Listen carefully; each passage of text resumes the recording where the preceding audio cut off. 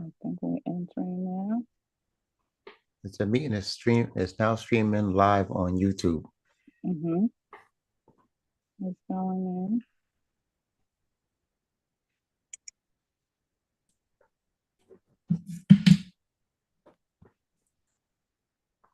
in. So, oh, wow. Do you hear me? Yes, loud and clear. All righty. Let me. Okay. We are live.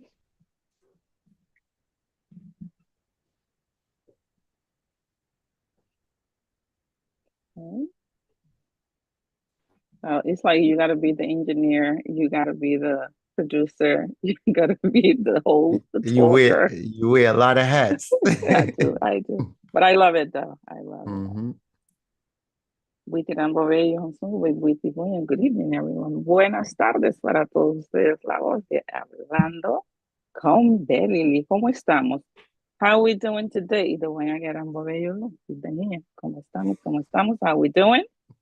We are live. And today we do have a visitor, you know, Gunye, Nyaba, Wuguriwama, Nwayano Hamu, Suduwelu Magunyole. So today, as you all know, as I promised last week, we was going to continue bringing in some guests. And we do have a special guest today. His name is Mr. G.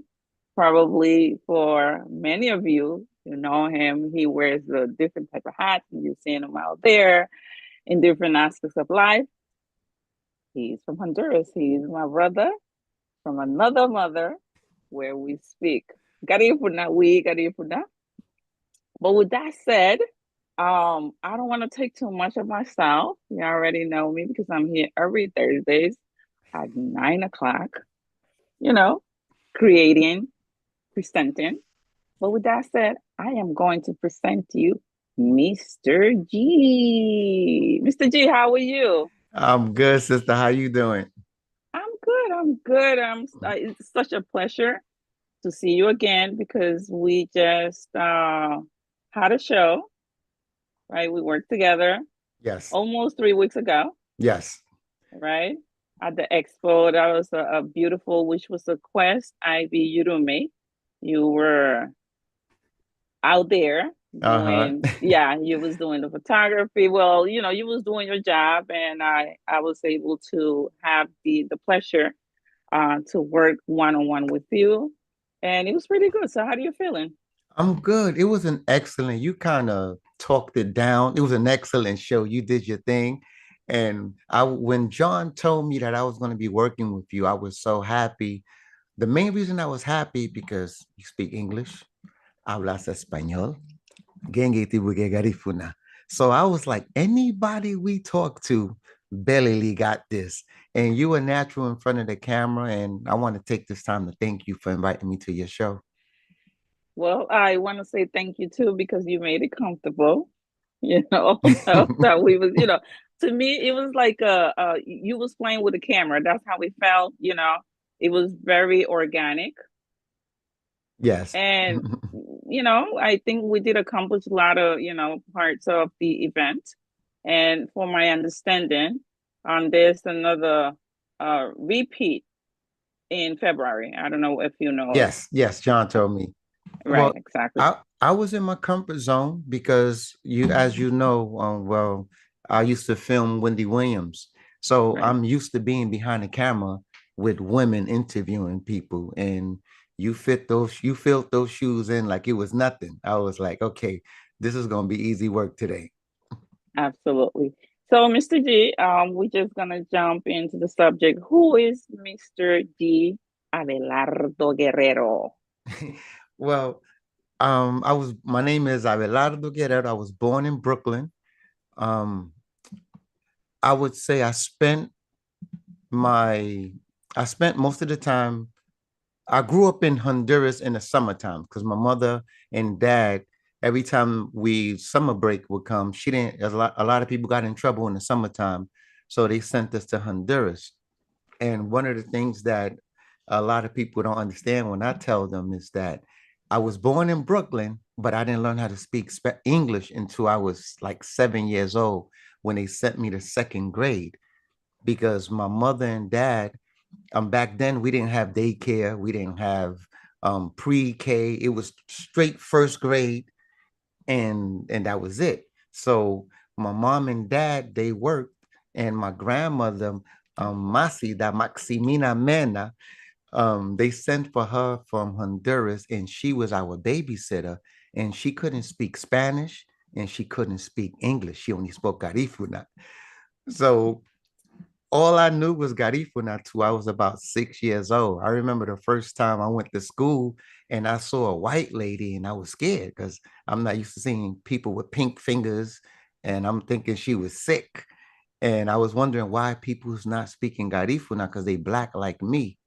And so they actually had to teach me how to speak Spanish so they can teach me English. So from 7 to 8, I thought I was Puerto Rican because we used to sing the national anthem, Que bonita bandera, la bandera puertorriqueña.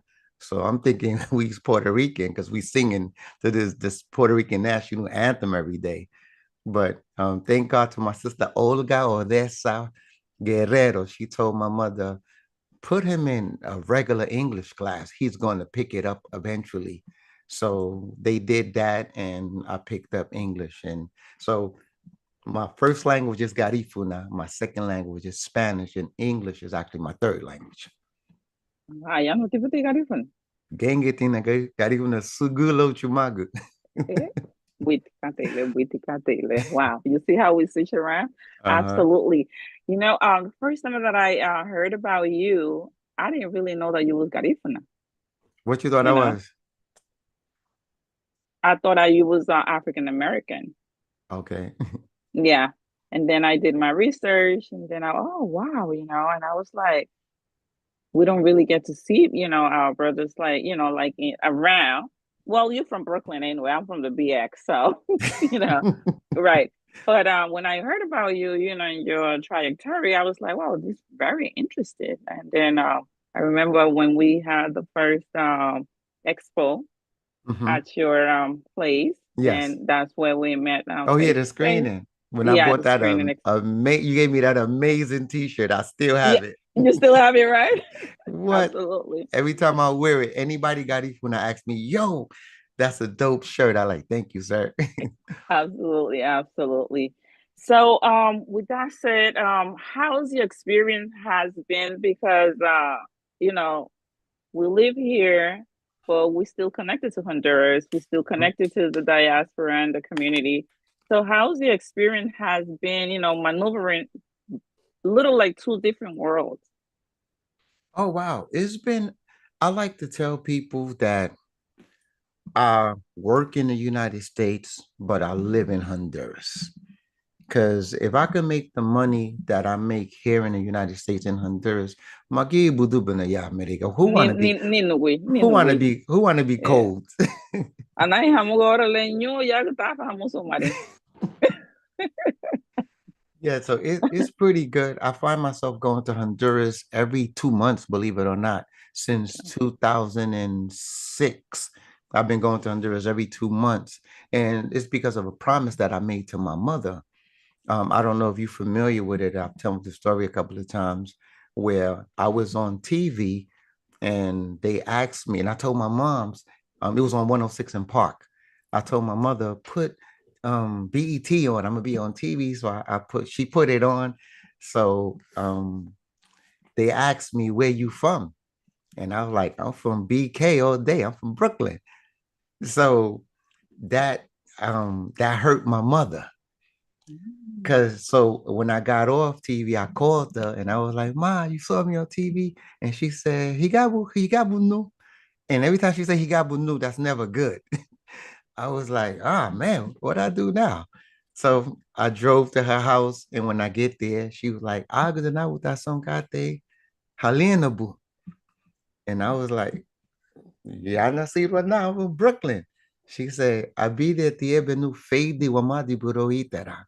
I didn't know that we lost you like that. She told me that. And I said, what I do?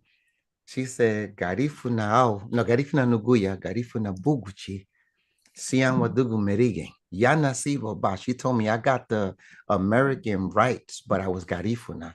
She told me had you in China, you wouldn't say you was Chinese. And then she was like, if you look at the people in Honduras like nobody, she said, Gege ni fara buma. And I was like, wow. So that's like me looking at my mother like nobody. If I look at people like nobody. So it was like a body blow. Like she punched me in my gut, and I got a reality check there because I got caught up in the American life. I'm working with all of these rappers. I'm with Wendy Williams. Honduras was the last thing on my mind. I wasn't thinking about Honduras because, and plus, my mother used to scare me. She said, if I don't, I'm a opportunity buidu, she gonna send me to Honduras so Indio Barbaro could eat me. And then I found out Indio Barbaro was one of the neighbors who just painted himself. He Yes. wasn't really. Yeah. So when I found out I could beat Indio Barbaro up like Honduras, I ain't want to go no more. But I decided to do something for my mother, and I went to Honduras, and I went to Honduras. It was June 6th. And I remember getting to Honduras, and I couldn't wait to see somebody black because I couldn't speak Spanish at this point because the little Spanish that they taught me when I was a kid, I didn't remember it. I know the basic, but not to have a conversation. So I said, hey, namule de bien, hey, yo no hablo garifuna. Everybody I saw that was my complexion didn't speak Garifuna. So I'm in a dilemma now. Here I am, I'm going back home to help my people, but I can't communicate with them. And I found more people that spoke English than spoke Garifuna in Honduras, believe it or not.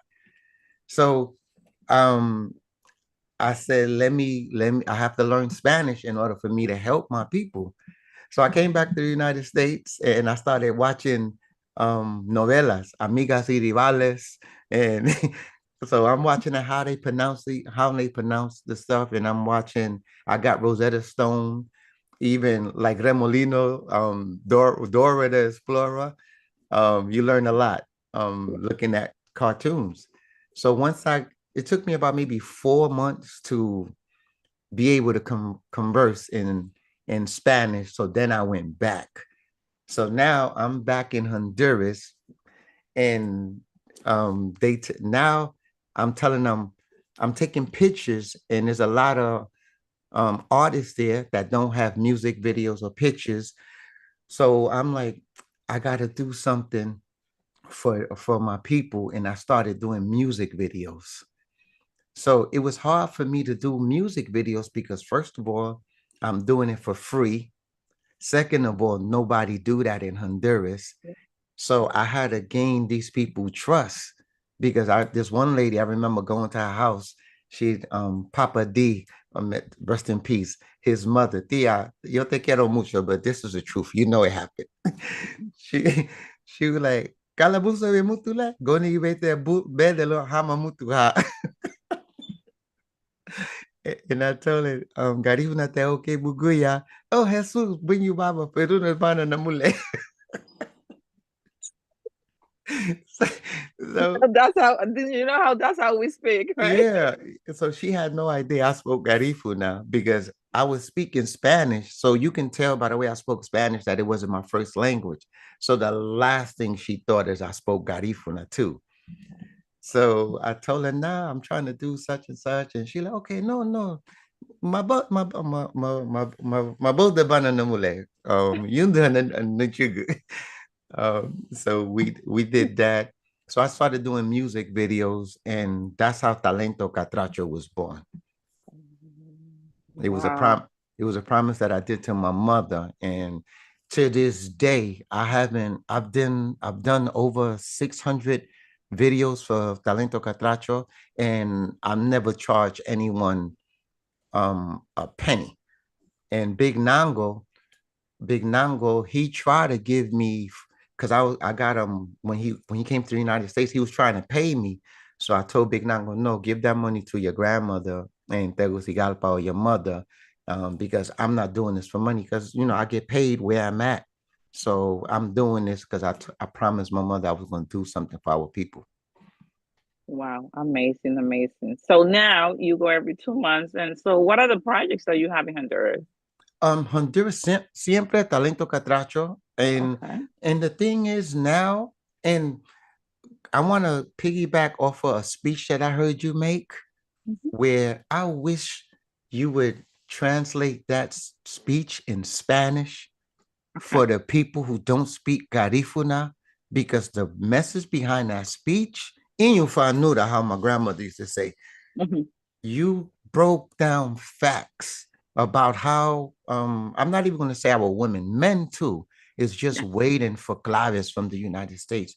Nobody want to work. Everybody want to just wait for stuff from the United States. And I go to Honduras every 2 months, and I bring back batana. I Mhm. bring back soursop leaf, and I sell them on my website. It's so much money in our place, and our people's walking around it like nothing. When they can, when I see these trucks that says, or when I see fruits that says from Honduras, that could be us. That could be us. But we let Dell or Doe go do it instead of doing. I go to. I'm not going to say the pueblo because I don't want to. I don't want to get hurt when I go home. Mhm.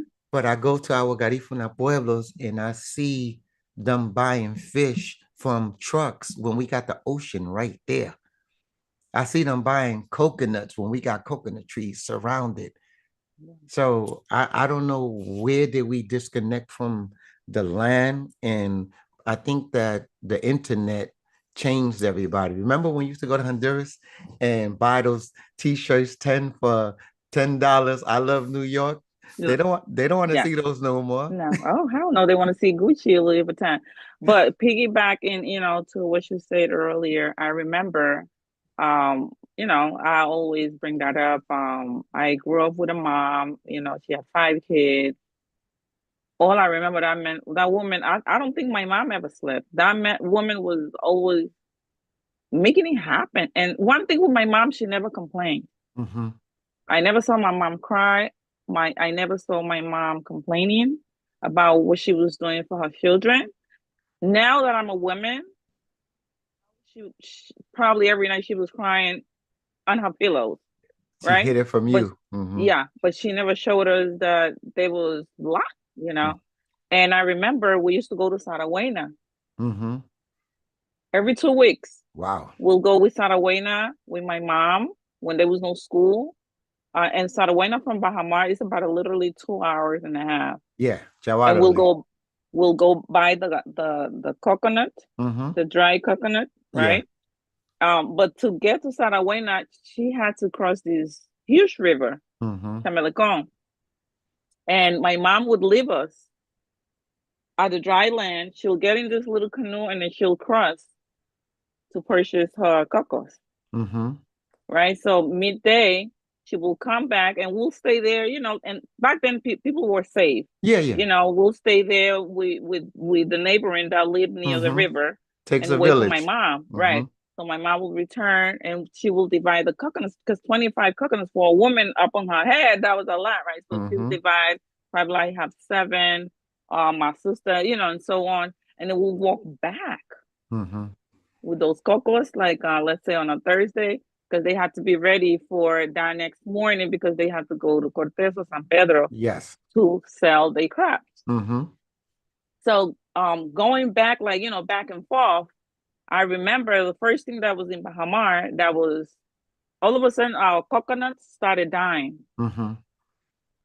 And there was no explanation why the cocos near the beach were dying.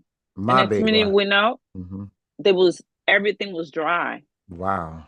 right? And then we lived off the coconut. Mm-hmm. And after that, I just saw a shift. I just saw a shift because I was like you, it's now that I don't really go to Honduras, but in the 90s, like I used to go to Honduras like twice a year, Okay. right? And then I just saw a decline and decline and decline and decline, that people were no longer living off our land. The last woman that I remember, it was one of my grandmothers. We live across the street from her.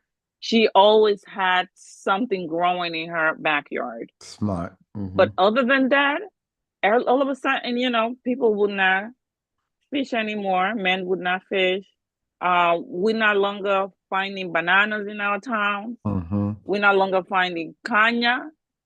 We're no longer like really Living eating off the from land. Mm-hmm. exactly. Mm-hmm. And years and years went changing into now. Last time that I went to Honduras, I was even surprised. The Ladinos are coming from the city to sell coconut in Bahamas. The Ladinos are coming to sell green bananas. They bring in all these products into our community, Even and fish. the community is just like buying, which I don't mind because you have no other choice. But I was like, where is the disconnect? We have the land. Mm-hmm. Why our community is not making their own and sell it to them like how I used to go sell limon. There was a couple of let me tell you You, something story about me. I've always been a businesswoman. mm-hmm. I used to buy limons, right? I had like 3 restaurants. Friday, I'll go drop off my limons, my green limones. Uh-huh. Yeah, and they'll buy them by dozen. I'll count them on. They already knew that I was coming. Belly was coming with the limones. Uh-huh. I, you know, but nowadays we don't see that in our town. And I visited other towns. Yes, there's sometimes they still, kind of, like you could still find food like Travesía. It's another town that if you come in, anytime you come in, there's restaurants, available for you to eat your food. Mm-hmm. For my town, everything is done. Wow. That's Bahamar. Bahamar. La gente fina. Yes, sir. La gente de Pin, And you you know what's know? so funny that you say you used to sell limon? I used to sell topoillos. I used to sell, well, my mother sold them. And since we lived in the building, 9 floors, I used to go knock on everybody's door. Everybody that I knew was Garifuna and sell topoillos, queque, pan de yote, whatever my mother was making that weekend, we would go sell it for her in the building to the Garinagu, and then she would give us money so we could go buy whatever we wanted. So I've been hustling since. So when people tell me they used to sell stuff, I tell them I used to sell that too. But imagine me doing that in America. So it was like we was because another thing I didn't really know I was born in Brooklyn until I was 13. Because my mother Mm. used to always say, Mama, why bien ya lago ni kata? Like we didn't come to this country to do nothing. So Right. I used to be like, okay, we didn't come for nothing, so we got to get good grades. And Yeah. so when I was 13, I needed to get my working papers so I could get my first job. It was at Our Lady of Mercy. So I asked my mother for my birth certificate, and she gave it to me. And so I'm looking at it, and I'm like, Brookdale Hospital, Brooklyn. And I was like, Mama, I think you gave me somebody else's birth certificate because this one said I was born in Brooklyn, not in San Antonio, not in Honduras. And she said, Yagu Nasiro wa Bidegoto. And I was like, but you said Waguya. She said, I'm talking about me and your father. Because 3 of us was born here, myself, my sister, and my brother Coco Man, Jorge Guerrero. Jorge Maximino Guerrero. He gonna kill me. We was born here, but my other brothers, I have 3 brothers older than me. Casi, Pablo, they call him El Toro, and Juvie. They are our older brothers. I was born in Honduras, and my sister Olga. They was the siblings born out there. My mother and father, you know how the Hondureños always want American kids? Yeah. So we was the 3 that was born here. Wow, wow, amazing. So talk to us a little bit. I know you're in the media. How did you end up working with Wendy Williams show? Oh wow. Salute the Ice T. That's my Yes. brother from another mother. Cool brother. I was taking pictures in Ice T, Smooth the Hustler, Trigger the Gambler, Stereo, the whole SMG family. I always tell everybody I'm SMG for life, regardless of where I'm working. Ice T and them were the ones who took me to the Wendy Williams radio station. And so when we got to the radio station, Ice-T told Ice-T, Smooth the Hustle, they tell Wendy, our photographer's here with us. And he's been working with us for years. And I had just met them not too long ago. So he was co-signing for me. So when Wendy Williams' husband come out, I told Smooth the Hustle, I said, yo, I think I know that guy. And then he was like, nah, he's from Philadelphia. I said, well, he looks like this guy named Kevin, who I grew up with in Riverdale Towers in Brooklyn. And then but I haven't seen Kevin since we was like 17. So now we in our 30s. So I wasn't sure if it was him or not. So when Kevin see me, he was like, Abelardo, what's up, Mr. Guerrero? How you doing, kid? I said, I knew that was you. And he said, yo, this my man. His mother make topollos on Sunday. and we started laughing. And I was like, yo, man, I knew that was you. And I said, what's up, Kev? And then he was like, yo. So then he told them, yo, he's with me now.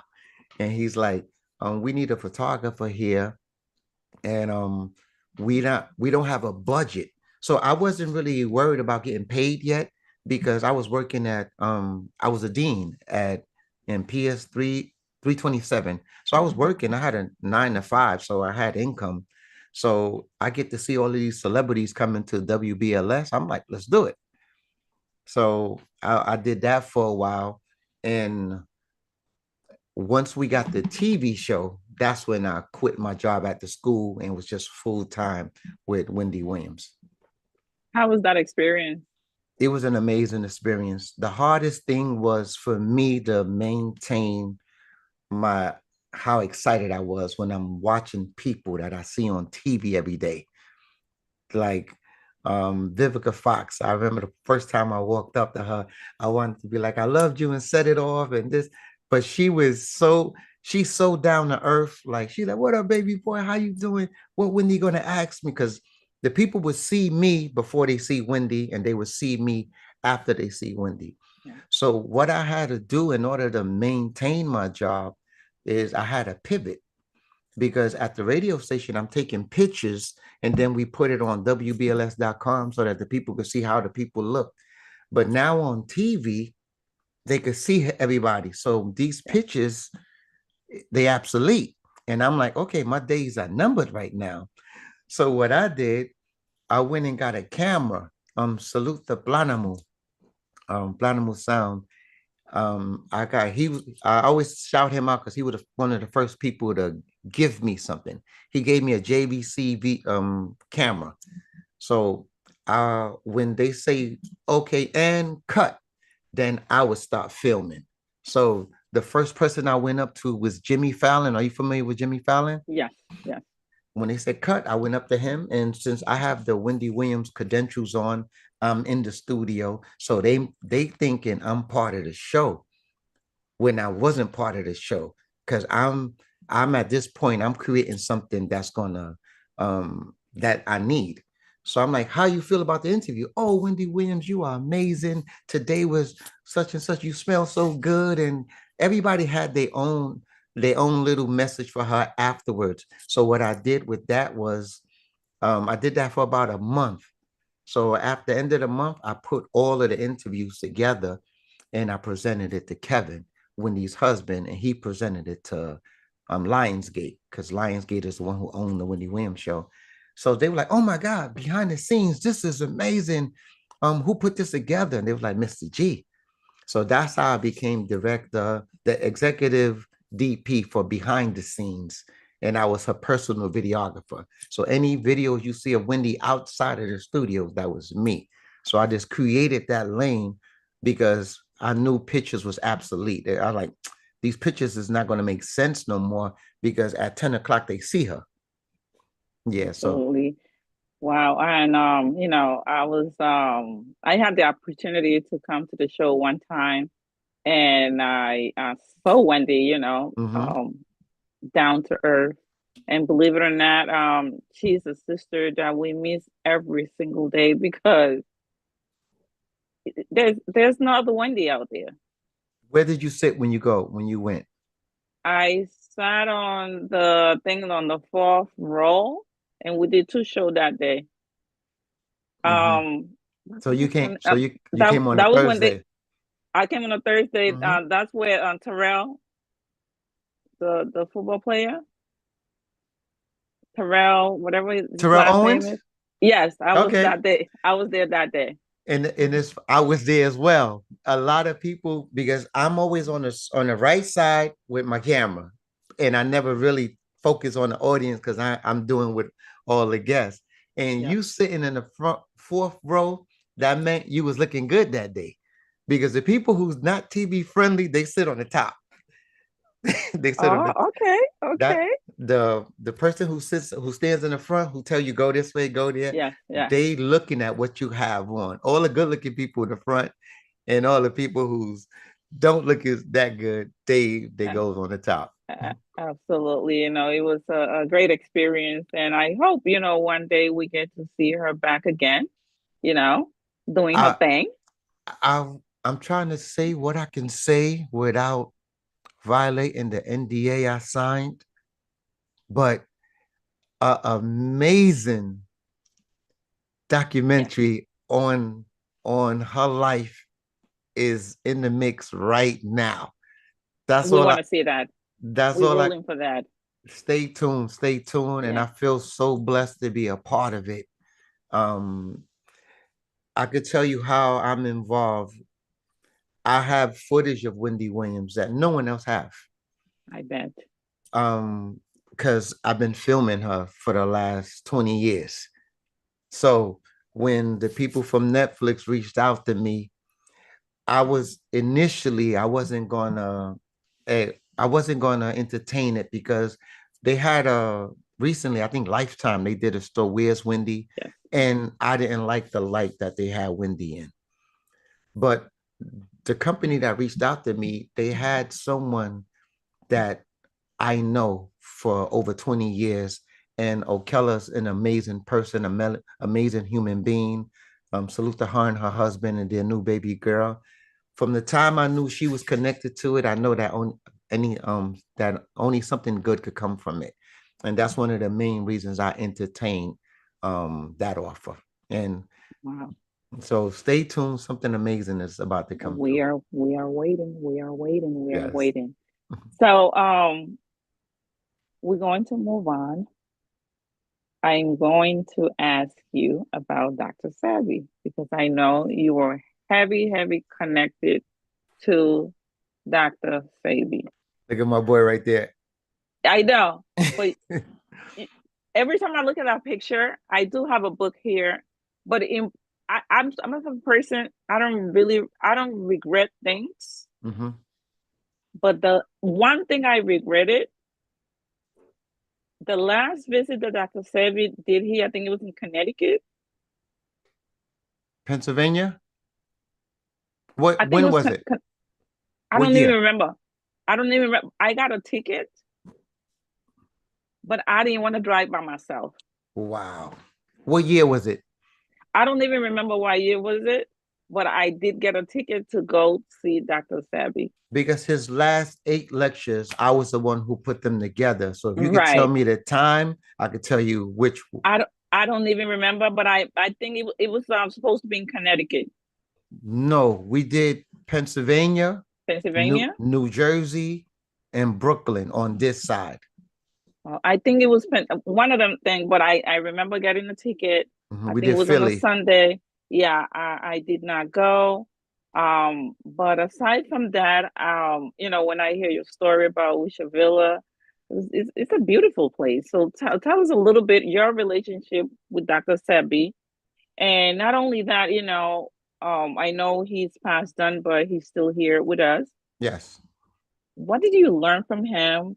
And what are the memories that you still carry on from Dr. Sebi? Oh wow. Dr. Sebi was an amazing man. He was a big kid. A lot of because when I met him, I was shocked how vulgar he was. Vietiliuma. I was shocked because Menefant? yeah. Well, he So, had a baby. What? When at age almost 80, he had a baby, something like oh that. man, when I met him, Tywa was 4 years old and he was 81. And when he passed away, um, no, little David was younger than Tywa. David was 1. And when he passed away, a baby was born after he passed away. So So that, nadagme gil hishishambarato. yeah. Now that make it buidu. Hammer time. I have a time exactly, exactly. Nah, how I didn't, and the thing is, I didn't even know who Dr. Sebi was. I didn't even know who Dr. Sebi was. My sister, my sister was diagnosed with lupus, and I didn't know. My whole family knew, and I didn't know. Nobody wanted to tell me. And it wasn't until lupus was getting the best of her when my niece, Huaya Sambu, Denise, we call her Nunu. She, you know how kids, they don't even know how to tell what they Yeah. hear. So she was like, "Oh, it's too bad the Eva gonna die soon." And we like, and I'm like, "What you mean she gonna die?" I just spoke to Eva, and she's like, "Oh, nothing." Like she looked like she was in trouble. So I called Eva and I'm like, "Eva, what's up? Nunu said you sick."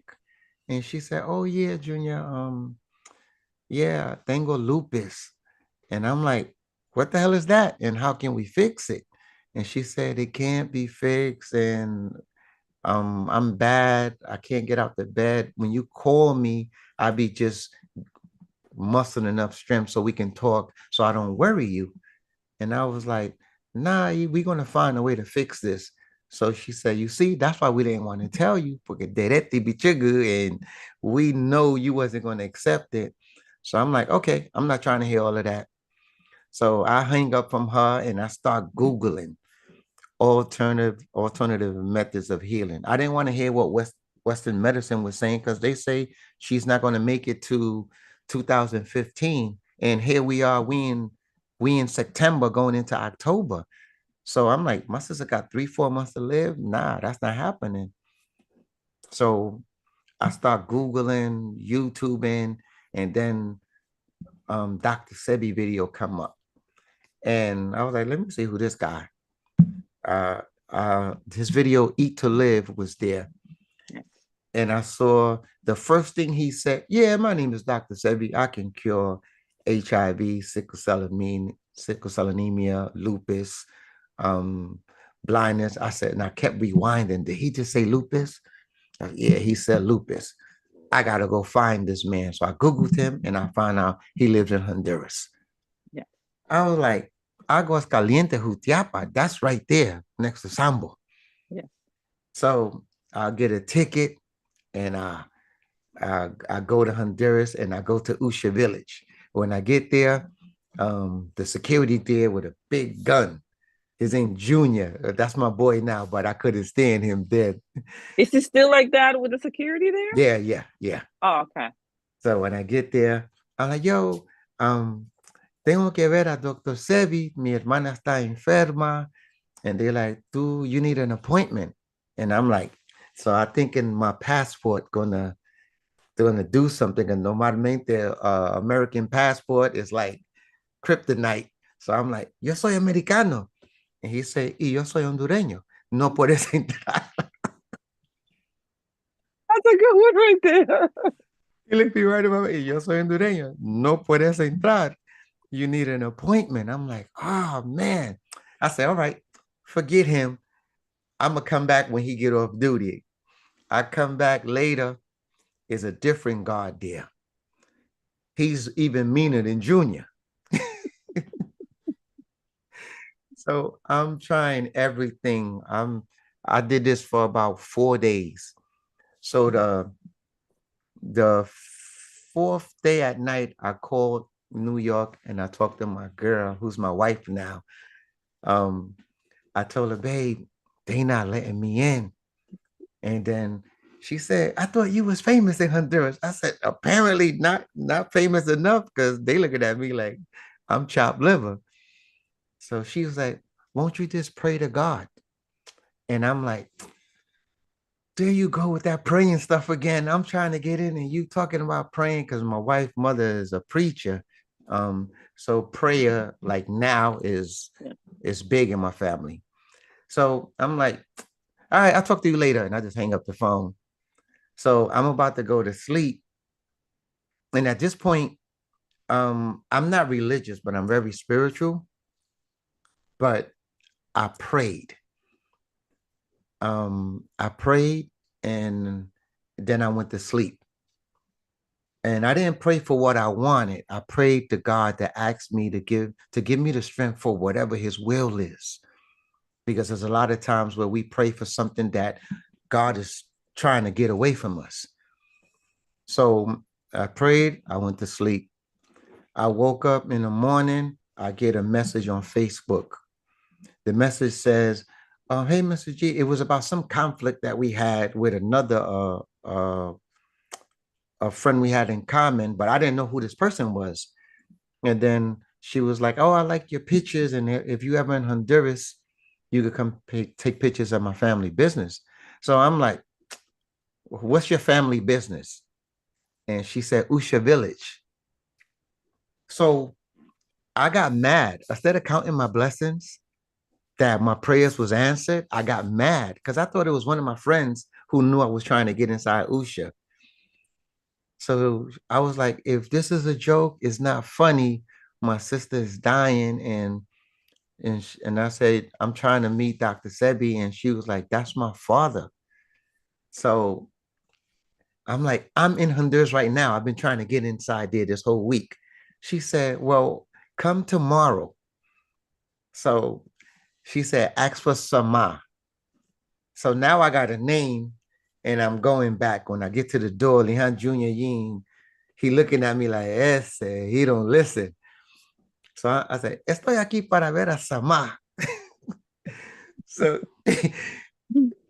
I looked in his face, and that's why to this day I still got love for Junior. I still have his number. He looked relieved that I was gonna be. He was like, un momento, jefa, un muchacho aquí, Mr. G. She said, sí, sí, déjalo entrar. So he said, hermano, puedes pasar. He opened up Usha gates, and when the gates opened, it was no music playing, but in my head, I heard like heavenly bells. It was like an out of body experience. I was like, am I really going inside of Usha?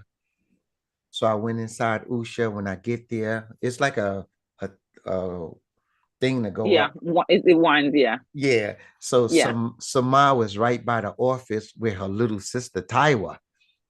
And she was like, hi, Mr. G, how you doing? My father's in Los Angeles.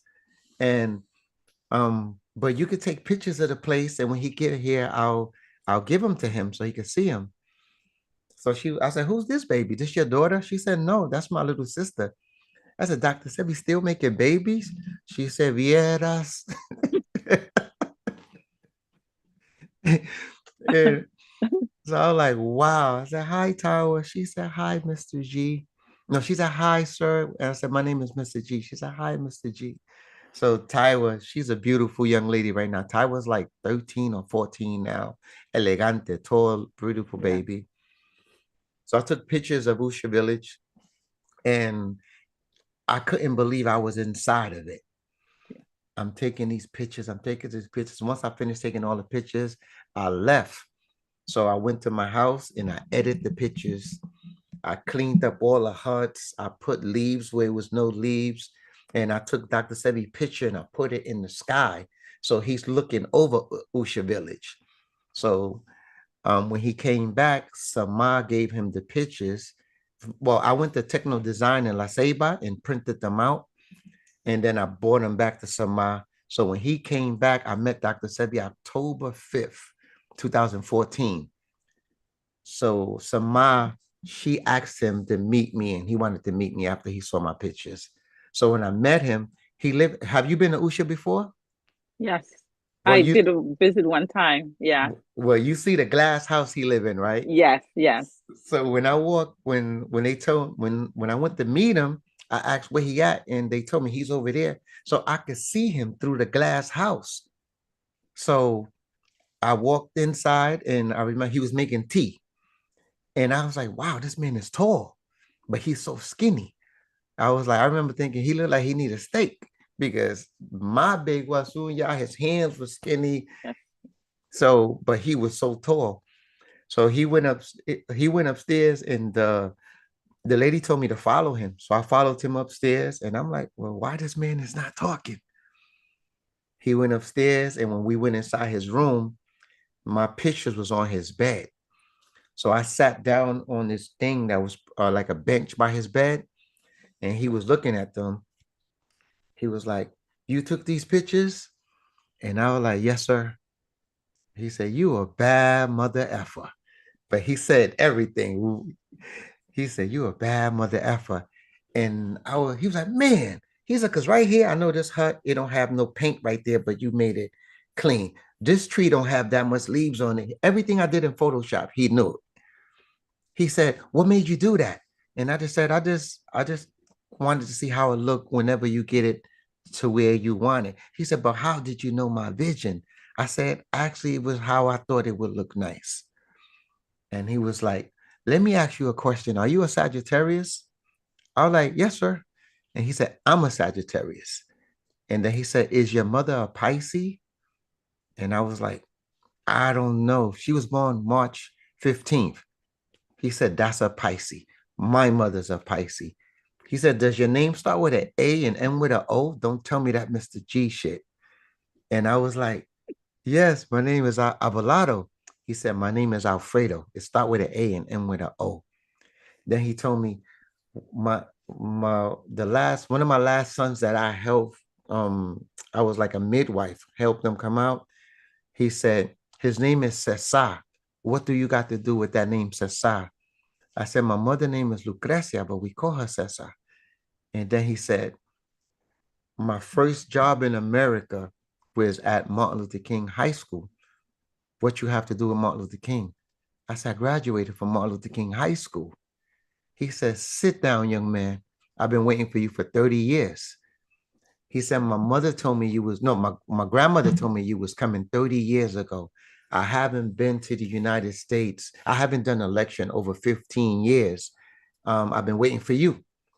He was like, I want to go to Chicago. I want to go to, I said, sir, I'm not an event planner. I'm a photographer. I'm a videographer. I'm not a, and he said, it's you. He gave me a number to call Jenny. So whenever I have to pay for any of the venues, she would pay for it. So he made me a event planner. And the first lecture we did was in Philadelphia, and we had over 4,000 people come into a spot that only held 3,000 people. And he told me, you are an amazing event planner. And I'm like, Dr. Sebi, all I did was make a flyer. These people want to see you. It's like having, it's like having making an event for Michael Jackson. Everybody want to see him. So it's not the event planner. Is all I did was tell the people where we're going to be at. So he was like, I like how humble you are. And that's one of the main reasons that we working together. So we traveled, we did 7 lectures. It was supposed to be 8, but we did 7. And I've seen people just look at this man from Honduras, like people just wanted to touch him. People just wanted to be around him. And he was very shy. He didn't really like going through people. He'd rather go through the back and just get on stage. But he, I've he one of his biggest lessons he taught me was let your food be your medicine and let your kitchen be your hospital. Watch what you put in your body because dead food, dead body, live food, live body. I'm gonna be 56 next month and I feel great. I feel great because of the way that I eat. And I attribute a lot of that to Dr. Sebi. Wow. So with that said, we're going to end here. We're going to have a second part. We're going to have a second part because we have a lot of stuff to cover.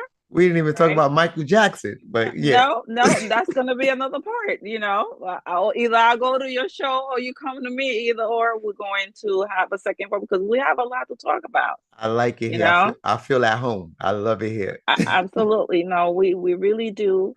And as a community in whole, I want us to continue displaying who we are, Yes. because we are creators and having this TV here. This is gonna be for me, this is gonna be one of my greatest memories that I'm gonna leave for my, great Wow. grand. Yeah, Yes. exactly. Because I want them, when I'm not longer here, even my children, I want them to go, you know what, let me go on YouTube and search mom. Mom. Yes, absolutely, absolutely. Mhm. So I just want to say thank you. Um, before I end, call you Bimekakule.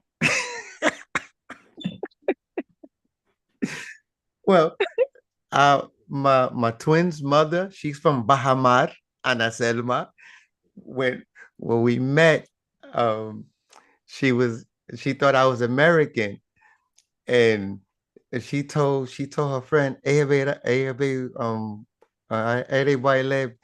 bime tike bime kakule. And I told her, hope Shabana again. And she was like, oh my God, he speak Garifuna. So I've been calling myself Bime Kakule since then. Absolutely, absolutely. So I just want to say thank you. Sereme niebo. Lau biabion.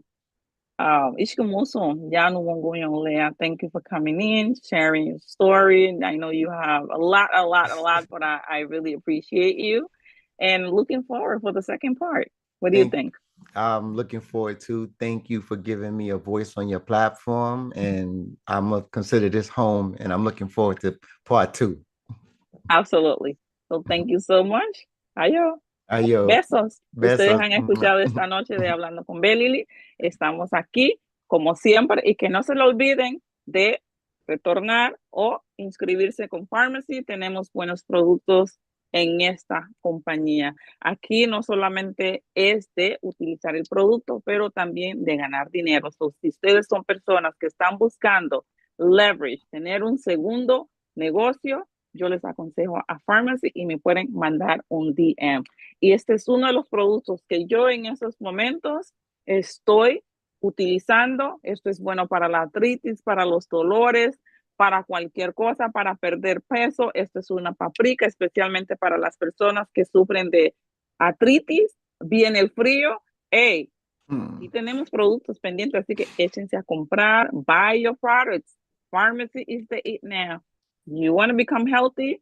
Utilize Pharmacy. And DM me if you need to purchase this product right here. We have it in stock. Or you just want to come up, be part of Pharmacy. Hey, holla at me. Hablando con Belili. Y tarala. Ayona mule. Ayo.